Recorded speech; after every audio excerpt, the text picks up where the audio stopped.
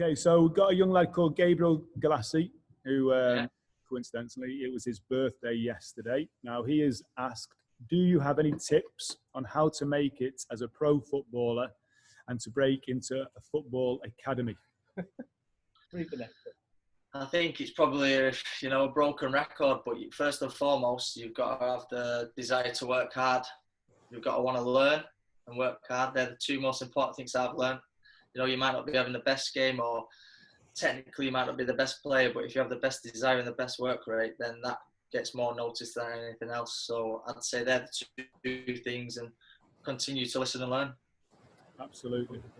Jack Burns, he's an under-13 player for our future game teams, and he has asked, when you were young, were you signed to an academy? So we've sort of touched on that already, but what age did you first go into academy football?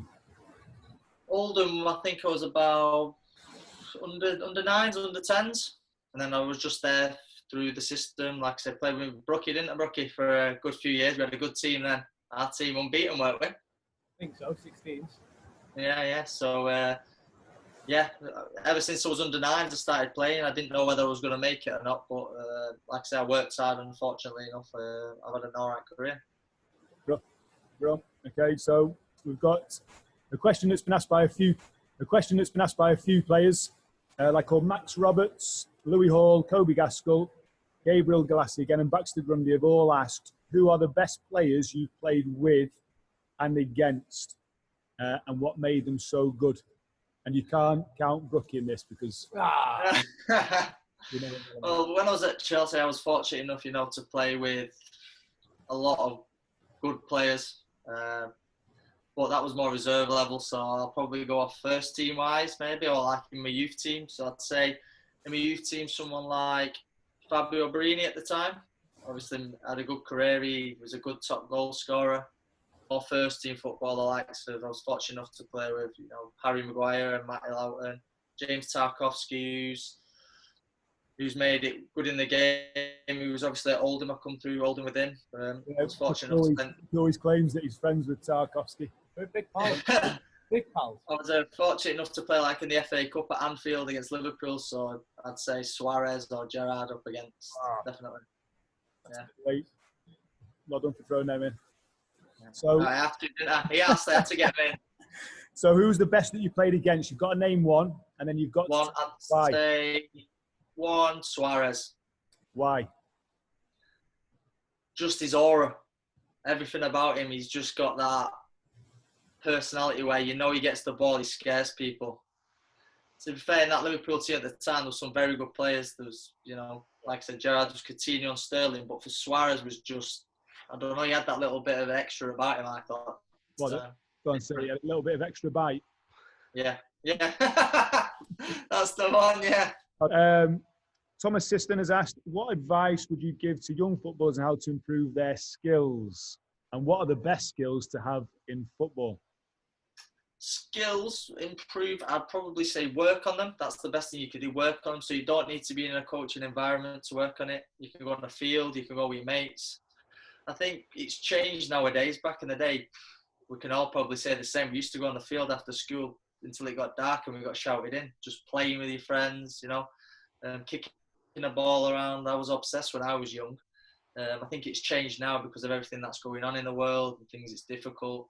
But yeah, you can do it in your back garden if you need to. So I'd say skills-wise, the best skill to have, I'd probably say, might not be technical.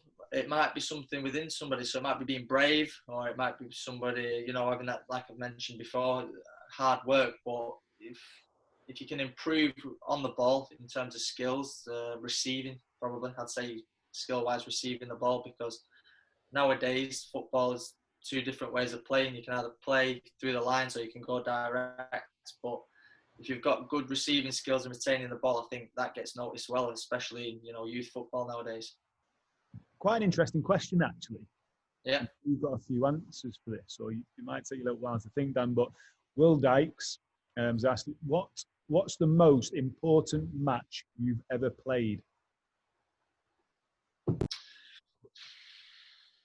I think the playoff final When I was at Blackpool, I didn't play. I was on the bench. But when I was at Fylde against Salford, it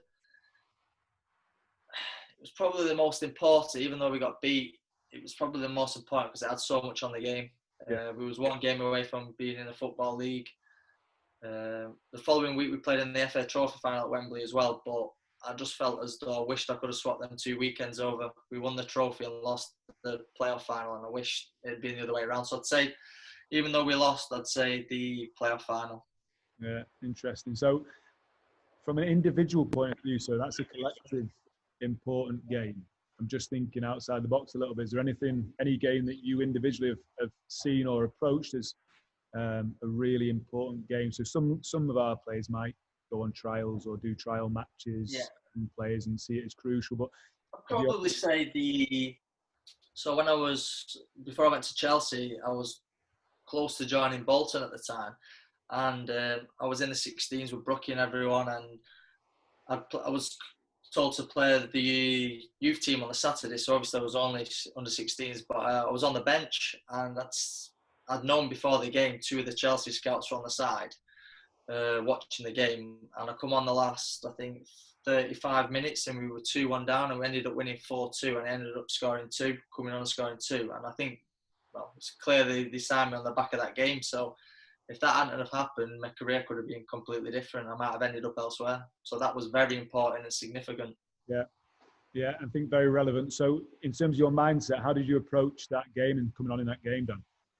Yeah, I knew I had to do well. I knew, that I had to impact the game in some way. And I look back at it now, and I always think things happen for a reason. So the fact I wasn't playing and we were getting beat, maybe it was the reason I ended up joining Chelsea, because obviously I've come on, done well.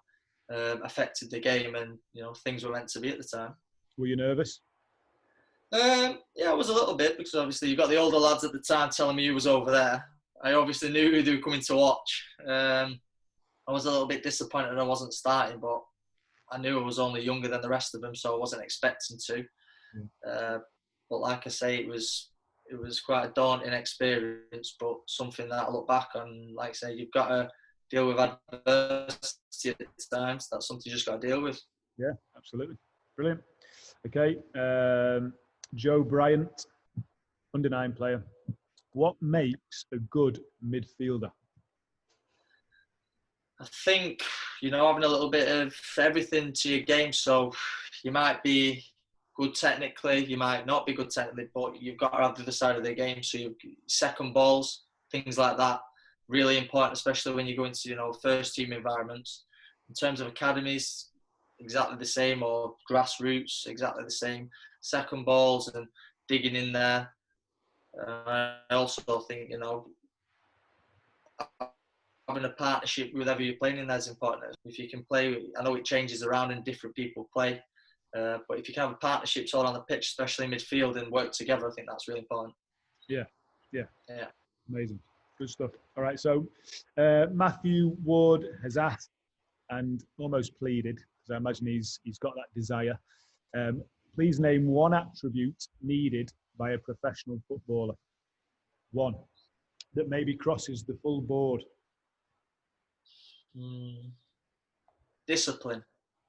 You need to be disciplined in everything you do on and off the pitch. Really important.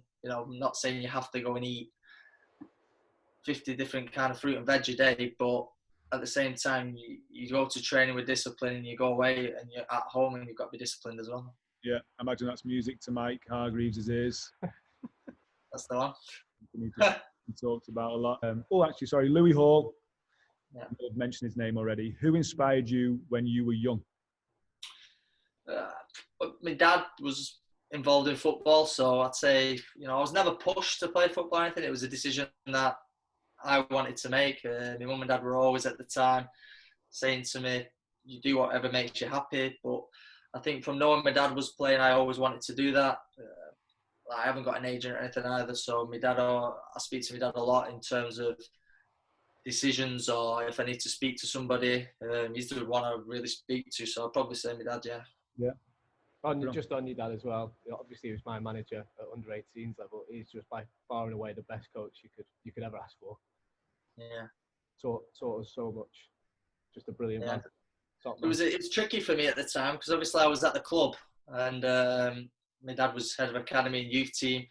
But it got to a point like, you know, at the start it was a little bit awkward, but after a while I'd been there, I never felt as though I was just at the club because my dad. I always knew that I worked hard and I was good enough to be there. So it was never really a problem. Yeah. That's why you went to Chelsea. Yeah. So yeah, luckily I've had him. Yeah. But I did score more goals than you that season. Just going to point it out. Oh, yeah, because I used to slide you in every 2 minutes. That's why. Like, got to be in the right place, though, haven't you? Yeah. The pass makes the run. No, yeah. For him, it did. All right. Right, Brill. So Kai Hindle has asked, as an 8-year-old, so he's an 8-year-old, what is the most, that didn't come across, what is the most important part of the game he should be working on? What position does he play? Well, he's, I'd say, all-rounder. Midfielder. Midfielder, we've got midfielder. So what's the most important thing he should be working on? Yeah. At that age, I'd say enjoying his football. At that age, you've got to play with a smile on your face, especially when you're young. There's no, if you don't enjoy football, then there's no point in doing it, I don't think, throughout. Obviously, you've got to work hard, but at a younger age, I think get the best outcomes if you enjoy your football. And that doesn't mean by just going having a jolly up. It means you work hard and you're eager to learn, like I've mentioned before, but you've got to do it with a smile on your face. Well, and this is, again, from Kai Hindle. Who do you think is the best player in the world? And again, you've got to leave Brookie out of this. I don't think I'd be in the top 10 for this, if I'm honest. And I've seen Mike play. You've got to leave him out as well, as an obvious choice to leave out. Yeah, well, a lot of people say Messi, Ronaldo, don't they? And people like that. I won't go sit on the fence. I'll say someone different just to, throw out. I like somebody, so like the career he's had, probably someone like Tony Cruz. I like him just in terms of his ability on the ball and just what he's won and the teams he's played in. For me, somebody like him, I like to watch. Love that. Yeah. Is that a midfield sort of union? Yeah, helping him out, Anna. Tony, if you're watching, you've got Mr. Philiskirk to thank. Yeah. Finley Kelly, an under 9, has asked, what is the best team that you have played against? I'll probably go back to the FA Cup, Liverpool, but if not, I'd probably say there's been some good teams. Yeah, there's been some. I'm trying to think back to like the olden days in the league, or at the time, Preston were very good. Back in the league when they had, Beckford and Garner and people out top, they were quite dominant in the league. Then they were tough games, but I think nowadays there's no easy games. There's never an easy game. It's even if there's a team towards the bottom of the league, they're fighting for different things. So I think most games you're playing are difficult games for different reasons. But just to shorten the answer, we'll go with Liverpool. Cheers, Dan. Yeah. Right. Cool. What team do you support? Oh. Okay, so Isaac Dykes, brother of William. What is the biggest stadium you've played in? Wembley. Thank you. And what is your greatest strength in football? Probably say my technical ability on the ball. So, in terms of receiving, striking, dribbling? Receiving, passing, trying to control the game from midfield. Right. Seb Morris, how did you first get into football? From just, like I say, just being in and around my friends when I was a young age. School, I think at school, there was always things in the playgrounds and things like that. So from the minute I saw it, and I think when your mates end up playing it as well, it's something you want to do. So you're always, wanting to do the same as them. Luckily enough, I had a good friendship circle that all enjoyed playing football, so it was quite easy for me. Yeah. Right, quite an interesting question. Do you remember, so this is from Patricia Del Rio, do you remember what or when you realised that football was what you wanted to do? That's the first question. And then added on to that, as a kid, did you ever have any thoughts of quitting football? Good question, yeah. I think as I started to go to, secondary school, I think that's probably when I got to 14, 15 years of age. That was maybe when I thought, I've got a chance here. Before then, I'd never really got too hyped up about it. Obviously, we had a good team at the time, like I mentioned before, and it was enjoyable to play in it. And that's when I knew that's what I wanted to do. One of my best mates, actually, Johnny Shaw. I remember Johnny Ryan. He was a decent player as well, but he decided to not play football. And now I keep in contact with him. He possibly would have got something at the time, but he decided to go into a different aspect of life, and he went and worked as a doctor. Now he's a fully qualified doctor. So we were both, grew up together, best friends, and then all of a sudden he decided not, and I decided I want to. So as long as you're enjoying it. What was the other question? You've answered both really. Yeah. So when you realised it was going to be quitting, did I ever feel like I wanted to quit? Yeah. I never had some tough times where injuries when I was younger brought my hand a couple of times. They were low moments, especially when you see the boys playing for weeks and you can't even train. I've never felt as though I wanted to quit playing football. No, it's all I've ever really wanted to do. Like I said, without it, I don't know. I did well at school. That's something else important to do. You got to make sure you do well at school, just in case it doesn't happen. But I always thought I wanted to play football. I've never not wanted to play it. Brilliant, great answers. Thank you. So Sam Boothby, he is an under-8 junior footballer. How did you feel playing your first professional match? Nervous, excited. It was something you've been working for what felt a lifetime, or 10, 12 years. So I knew I had to take the opportunity or just enjoy it and relax, even though I was a little bit nervous. But it was, on my debut, I think I scored, especially I scored 2 on my debut. So it set me up in good stead, and I went on from there, really. Well, I always think, and I maintain this, and I speak to the kids about this, but I've always played better when I was nervous. Yeah. If I ever wasn't nervous, I wasn't in that mindset. So I think some players question themselves, the younger ones, if they're nervous and might not want to get on the pitch sometimes because they're fearful. But on that note, I think those nerves are essential. It gives you an extra bit, doesn't it? Yeah, nerves. Gives you a bit of edge. Yeah, it's just human nature, isn't it? Being nervous in situations you're not used to. It's just natural instinct. But like you said, I think it gives you a little bit of extra adrenaline and a bit of extra drive. Absolutely. Okay, so this is from Sam again. Yeah. Do you have any superstitions? No, I don't. No, not at all. I know a few people that have had them and whatever, putting boots on before the others, or shin pads or towels and things like that, but no, I've never had one. Mine was, I used to recycle the same pairs of boxers. After they've been washed I used to have 4 boxes that I'd wear. I wouldn't wear any others. Yeah, really? What, in games or training? Game day. Yeah. No, I've never really had anything. Strange. Right? No. Mike? Yeah, socks. Socks? Yeah. What, you didn't wear any? Just ran out in socks. Yeah. What, you used to wear the same one? Yeah. Interesting. What, you would never change your socks to play football? The same one. Clean, of course. Kit socks? No. Underneath. Ah, right, okay, yeah. Interesting. Yeah. I can imagine that from the smell. Yeah. Ooh. Very interesting stuff. Yeah. Toby Gaskell asks, which football team do you support?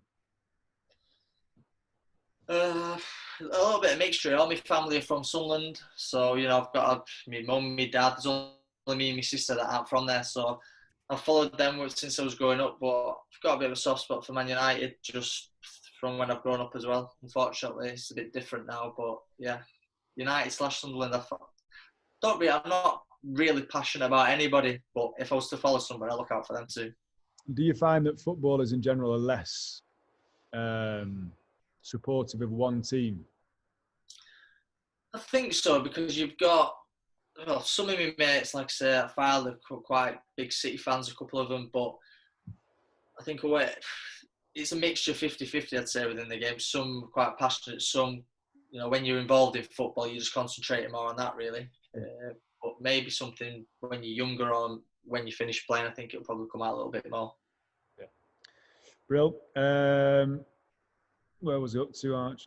Where was it up to, Arch? Oh, Archie. So the first question we touched on in terms of where do you play. His second question is, what made you different from others to be picked and selected? Good question. I don't know. Brookie might help you on that one. Brookie played with me. I don't know. You could just see playing with him. He's just head and shoulders above the rest of us, really. He could read the game so much better than everyone else. Always managed to get on the ball. Would get on the ball in tight spaces. He was just majestic, I think is the word, mate. It made it easier that, like I said, we had a good team, didn't we? So we used to beat the majority of teams we played. I just think I always had an appetite to get on the ball, really. I always wanted to make things happen, and even though I give the ball away a couple of times or whatever, it wouldn't stop me from getting it again. I wanted to be brave on the ball, and at the time when I was younger, I used to play more centre forward with yourself, and we used to score a lot of goals between us. So I suppose that used to keep us in the team as well. You're a midfielder now, aren't you? Yeah. So when did you make that transition into midfield?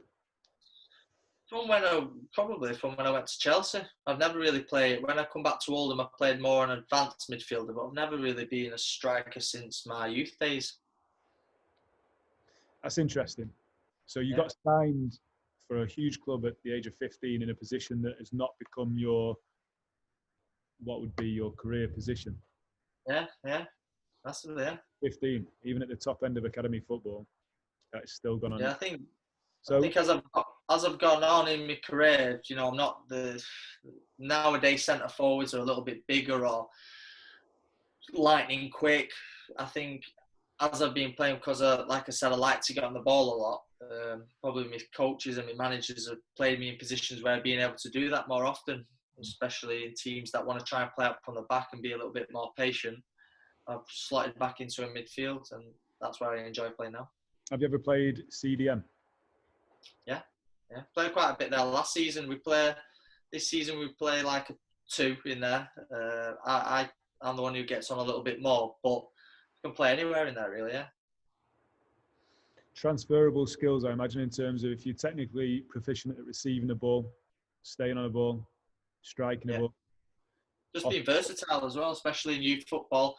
If you can play a number of different positions, I think in the long run, it's only going to aid your progress, because if they don't say you're good enough, for example, as a right back, but you've got all the attributes to be a right winger because you're quick and you're fast and you're dynamic, and in terms of your skills, you can dribble at players, and you're better attacking than you are defensive, then it'll only hold you in good stead, and you've got more opportunities to make a living in the game, I think.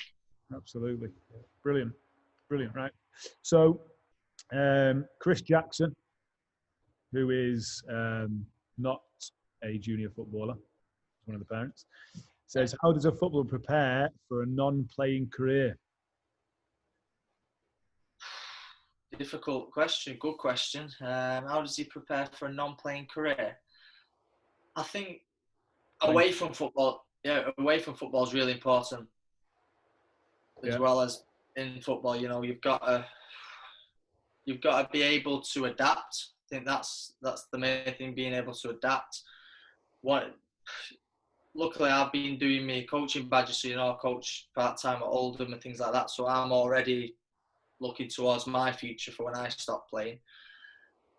I think you've got to have a plan B as well. So especially now, it's so difficult in football at times. Like I say, things are getting stronger and harder. I think you've got to have a plan B. So if you want to be a footballer, but if you're not going to be a footballer, what you're going to be able to do? What other interests have you got? Do you know what I mean? And maybe when it comes to the time where you get told, don't give up and you can keep going. And if you believe you're good enough, carry on. If people are telling you you're good enough, you carry on and work hard. But I think you've got to have a plan B. Education's really important as well now. Yeah, And you said earlier, didn't you, that you kept up with your schoolwork? You were good. Yeah, it's really important, like I say, because realistically, out of a group of players, how many are going to make it? Even if it's at youth team level, you might end up getting something, but then in the long run, you might get setbacks. And whilst you're going to college and youth team, or while you're at school, it's really important you work hard for that plan B, like I've said. And that's that discipline again, isn't it, that you mentioned? Yeah. Right, Brill. Sorry, Jonah Castles has asked, have you ever had a serious injury? And if so, what was it like not being able to play? And you have touched on that again already, and we don't want to sort of jinx anything, so touching wood just doesn't have any effect at the moment. But yeah. No, not couple of niggles here and there, and muscle strains or whatever. But no, I've never had a serious injury. Touch wood. How did you keep fit during the first lockdown? Bought a bike, got a new bike, and just went out on there most days. Yeah, cycling, happy days. Okay, so Fletch Keaton is in our under-16s team. Yeah. First question you've answered already. So, what age did you get picked up? This is an interesting one. So, what is the biggest regret you have made in your career so far? I don't think "made's" the correct right word. So, I'm going to guess, what is the biggest regret you have from your career so far? I think when I was at a younger age, I could have been in the gym a lot more. So I said to you about being physically developed or not. Yeah, my body probably took a little bit longer than others, but at the same time, I had all the facilities down there in the world. I used to go in the gym, but I should have been in the gym a little bit more. Not just getting bigger, stronger, but working on, my core strength and everything like that. That's something I look back on. I think if I had done more of that, would I have been playing earlier? Yeah, 100%. Okay.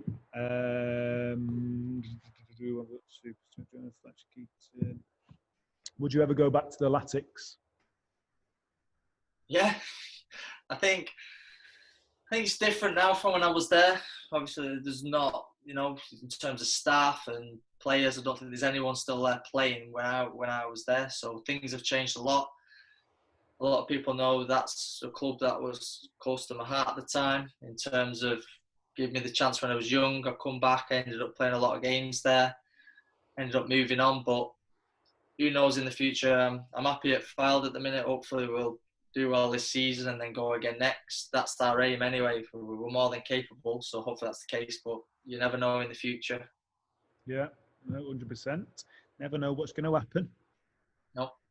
Never know what chances are going to be thrown at you. So, really good question, this. I like this one. I've been looking forward to this. So, what the best words of advice? This is from Natalie Grundy, by the way, parent of Baxter, who's in our under-11s. What are the best words of advice you've ever received? Oh, that's very good. I'd probably say best words I've ever received. It's difficult because I've received a lot, whether it's constructive or getting a rollicking. I've had a lot in the past. Has anything ever stuck with you at a certain time? Anything sort of changed your mindset from negative to positive, or anything that just really sort of resonates? There's been quite a bit more motivational, speeches and stuff in the past, but I'm just trying to think if there's anything that's been said or been done that I've thought, yeah. I think probably, somebody's once said to me, it's just a game of football at the end of the day. People are unfortunately dying in the world. Yeah. You're going out there, you're doing what you love. There's much worse things in life going on, which everybody knows about. So when you're playing football, what's there to be worried about? Win, lose or draw. Obviously, you're very disappointed, but at the end of the day, you're in a privileged position, and there's people in the world who are a lot less fortunate than you are. Yeah. It's something like that, because even though everything's to do with football, you've got to put it into being realistic. It's football at the end of the day. You know what I mean? It's a short career, and out there, like I said, there's people struggling. You just got to appreciate what you've got. All right, so that's words. A bit deep, but it's true. That's words of advice from you, Dan. What's someone? I'll tell you. Dario once said to me, "Alex, you'll never be a professional footballer for passing it 10 yards. And he was right, so I should have listened to him. So it's good advice. I think it depends where you play. Like a lot of managers or players say you should never pass the ball and then stand still. So you should always pass the ball and either move forward or move sideways or backwards, but you should never pass the ball and stand still, whether it's run forward or whether it's make a different angle. That's something that, I've probably learned to do, because as soon as I pass now, I look to receive on a different angle or get away from him and run forward. So I think something like that. I'm going to pass that round to. I'm going to pass the same question round to you, Mike. So, Brookie, go on. Words of advice that you may have been given that stuck with you. The biggest thing for me, the thing that stuck with me most, is actually something that your dad said. He was like, "Oh." I've actually told these two about it quite recently. It's when we're in the youth team and he thinks you're not good enough, you're not going to make it, he'll let you die in peace. So as long as he's getting on at you, constructive or like you said, a bit of a rollicking, it means you've got half a chance. And, he cares about you. So very thankful that he didn't let me die in peace. Mike? It's a tough question, that, to just pick a specific one. I think the one that probably comes to mind is just be encouraged to do everything to the best of your ability, no matter what it is. Yeah. I think that's one that would stand out more. Yeah. Something I use or try to use, if I can get it out correctly at this moment in time, is something I've seen off the documentary. Is it American football? I don't know if you've seen it. It was the Cardinals, and the gaffer says to one of the players, he says, "I'm going to give you 10 words of advice," and they're all two-letter words. And it was, "If it is to be, it is up to me." And he wanted that player to repeat that constantly, so that anything that he was doing, it was basically his responsibility, right? So it is up to me. And that is something that stuck with me. I think it's a great phrase. So that would be my words of advice. 10 two-letter words. Yeah, I think going back to that, I think something that's stuck around with just not one manager, but a couple that I've played under is, after the game, look yourself in the mirror. Look yourself in the mirror, and can you tell yourself you've given everything you've got? And if not, you're only cheating yourself. Wow, there we go. Yeah. Golden. Yeah. This is from Scott Hodgkinson, parent of Jacko, who plays in our under-16s. Again, a very good player. He said, "Obviously, pro football is a treacherous business. What advice does Danny have for boys that have to deal with rejection at such a young age?" Which you have experienced, actually, although you've gone on to be successful. There's been parts of adversity in your journey, hasn't there? Yeah, from playing, even doing my coaching at Oldham as well, the last couple of years, I've had to sit there and, we've had to tell people, look, sorry, but it's a no from us in terms of scholarships. And that's been difficult, having been on the playing side and then being on the coaching side. But I like to feel as though, I've got that connection with them because I've been there myself. After me, like I say, I've been rejected a couple of times. Me personally, a bit of advice is, I'm going to prove you wrong.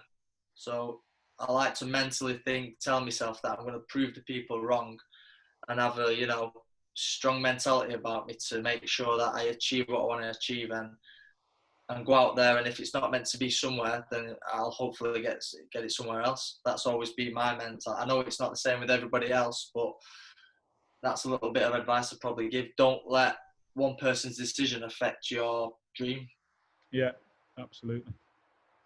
Absolutely. So just in terms of elaborating on that, if someone does experience that rejection from an academy team at a youth level, what's your advice in terms of their next steps to prove someone wrong? Work harder. So you might be close. There's people, how it works. There's people who are this far off. There's people who are this far off. People are going to be realistic whether you're going to have a chance or not. But I think if you have that mentality of going away from it, obviously you're going to be gutted for a couple of weeks. But if you work hard and you tell yourself that you want to improve and work on something that you could get better at, go and do it. You've got your own time to do it. Ask for feedback. I think that's important. Don't just accept being told no. Ask what you could improve on. So if you're getting told it's a no, ask the question, well, if I take you away from here, give me the main area that you think you need to improve on to get something else. And you use the experience and advice of others. Yeah, no, awesome. And I think I said to Mike last night, I said, if I was to give any sort of advice, it would be to remember why you started playing football in the first place. It wasn't to make it as a pro, it's because you thoroughly enjoyed it. And I think you've got to get back to doing that and making sure whichever team you're playing for, that you lead them to success, or you do all you can to lead them to success, and then see where it takes you. Yeah, and if you've given everything you've got and it's still a no, then you can put your hands up. Like I said, at the end of the day, you look yourself in the mirror and you say, I don't think I could give it any more. Sometimes it's not meant to be, unfortunately, and that's where I've said before, make sure in the back of your mind there is a plan B. So going forward, if you get one setback and that's not meant to be, then you can focus on something else as well. Yeah, brilliant. All right, only a couple of questions left to go, Dan. Joel Smith, when you were at Chelsea, so Joel, by the way, is a player in our under-11s. When you were at Chelsea, who was your favourite player? Who did you feel is the most important player in the Premier League at the moment? So there's two questions there in one. So your favourite player at Chelsea, and then most important player currently. I'd have to say Lampard when I was at Chelsea. Yeah. Speaks for himself, doesn't he? Just in terms of everything he's done. It was obviously John Terry, people like that. But for me personally, in the position I play, I'd say Lampard. And then what was the other question again? Sorry. Who do you feel the most important player is at the moment in the Premier League? Most important player in the Premier League at the minute. You've got your big players, Liverpool players like Van Dijk. Obviously, he's injured. I'm going to go out the box and say Jordan Henderson. Yeah. Love to elaborate. He's very underrated. Yeah, an essential cog. Yeah. So massively. He isn't your obvious choice, and he isn't. I wouldn't say he's technically exciting. I'm going to use those words because he's relatively average in terms of his quality. But why is he most important? Well, I could have picked You could have picked Kane, Son. The list goes on. Salah, Mane. You could have picked the list of Grealish. People like you could have picked loads, but people like Henderson go underrated because he allows them type of players to be the players they are. He does all the other side of the work. So out of possession, he'll win the ball back, play through the lines. His work rate, everything about it. People like that go underrated, I think, and allow the better players to go and express themselves more. Yeah. There was a video clip the other week or something, when there's no crowds in the stadium at the minute. It was just talking players through the game. Oh, yeah, it was massively important. Yeah. He's a leader, isn't he? He's a leader. Communicate. Yeah, that was good. He was mic'd up, wasn't he?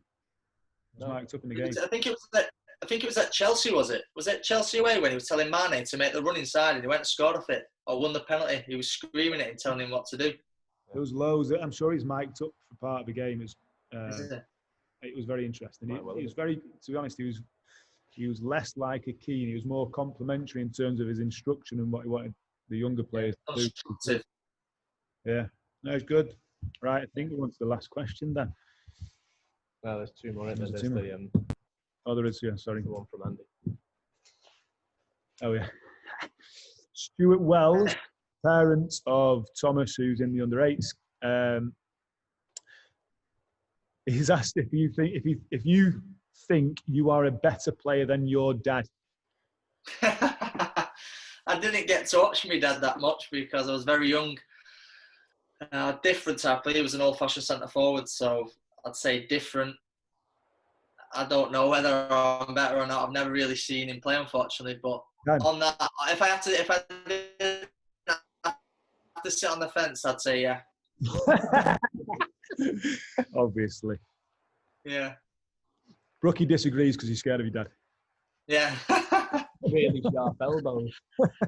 Yeah. Right. Sharpen up them elbows, Brookie.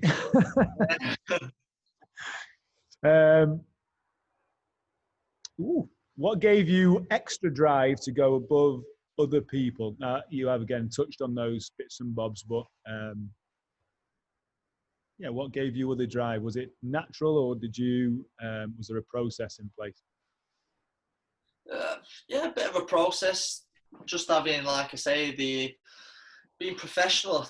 I think being professional about everything you do and having a good reputation, trying to have a good reputation and being honest. I think that's really important within your teammates. If you can be honest and you're well liked within the dressing room and you get on it with everyone and you've got a little bit of banter, and I think they go a long way rather than just being in my shell and staying quiet to himself. I think mixing with my teammates and things like that, I think go a long way in football as well. Just being honest. I think if you're an honest person from a management, from a player's perspective, they like to work with players like that. Just delving into that question a little bit more, in terms of extra drive and extrinsic and intrinsic motivation, was there anything on those fronts? No, not really. I just enjoyed. I enjoyed myself. I think that's the main thing. So I still enjoy myself now. Yeah. So money was never a factor, was it? I wouldn't say in terms of. Well, you might say otherwise. Some people obviously see football as a career with strong financial rewards, but I'd say that knowing you, Dan, your motivation, your extra drive came from wanting to be a pro and be the best you could be. Yeah, of course, yeah. Obviously, as you get older now, I've got the 2 girls and finances come into a little bit more because I've got to look after my family. It's just natural, as you know, since I've had the 2 girls and things like that.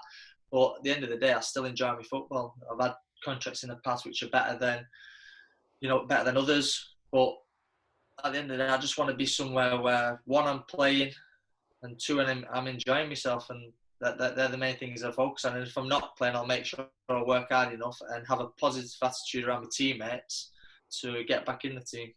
Yeah, so essentially just playing as many minutes as you possibly can gave you that extra drive. Quite simple. Yeah. As soon as I got experience of being in and around first team level, and even when I was younger, it's, it gives you the extra drive just to want to be playing every single week. Yeah. Mega. All right, I think second to last question then. So Mark Flynn, who is parent of Isaac, who is one of our younger players, who was your inspiration growing up within football? And if you were not a footballer, what other profession do you think you would have taken? I think looking at players in them areas, somebody like, I won't say my dad because obviously I've mentioned my dad before. I'll say somebody like Raul at Real Madrid. I used to look up to him a lot. If I was looking at watching players, I'd watch Real Madrid back in the day. They were top class, weren't they? They're a bit of a role models, that era for me. If I wasn't a footballer, what would I do? I do my coaching at the minute. Something I've always wanted to do. I want to stay within the game if I can, so that's why I've done them whilst I'm young. I think if I wasn't coaching, I wasn't involved in football, I'd probably get involved at maybe teaching sport somewhere. I'd always want to be involved in sport because that's just who I am. Yeah. I'd struggle. I think I'd struggle without being involved in it, to be honest. Absolutely. Mega. All right, last question, Dan. Again, thank you very, very much. This is from your good friend, Andy Roman. Yeah. It's quite a sensible question, strangely. Very surprised. No. What's the most frustrating thing about golf? And on top of that, what's your best golfing moment? My best golfing moment? I'd say best golfing moment. Belfry was good when we went there. Unfortunately, you couldn't come, could you? Yeah. That was good, but I'd say probably my lowest round. My lowest ever round, I think, was probably 9 over. That's my best. I've not been close to that recently, but is that also your most frustrating aspect? The fact that you've not been anywhere near to repeating your 9 over feat? Definitely. I'm probably playing with Oggy as a partner, and he's shocking. And then next time I play against him, he goes and shoots about 3 over. Yeah, weird. Yeah. What when we weren't there? Yeah, exactly. I know. shot 3 over. Yeah. Oh, yes, you shot 53 over with me last week, and now you shoot 3 over. Oh, it's funny that because Brookie does the same thing. We work at a place where there's targets on the wall, and he always seems to get the ball in the target when no one's watching. It's like Oggy in his golf. Oh, to be honest, after that question, I think Roman's stitching me up to give you an answer here after thinking about it. He's stitching me up to give you an answer, and I think you know what it is. I don't. Steve Rawls moving balls from behind the trees. Rawsy moving his ball behind the trees and saying he's took 1 shot when he's took 5. Never give him the score pad. No, never. I like this guy. Keep Rosie away from the pencils. If you're watching this, Rosie, I love you really, mate. I'm only joking. Right, Dan, listen, that's been top draw, mate. I mean No that. worries. I mean that. It's been really, really good. So thank you for your time, first and foremost. No worries. Now, I'm praying that it's all recorded. So I've never recorded this before. So fingers crossed it's all sound on. Otherwise, we're going to be doing it again. Only joking. We'll catch up soon. I'll make sure I chop it. Cheers. Thanks for the questions, everyone, by the way. Cheers. And thanks for having me.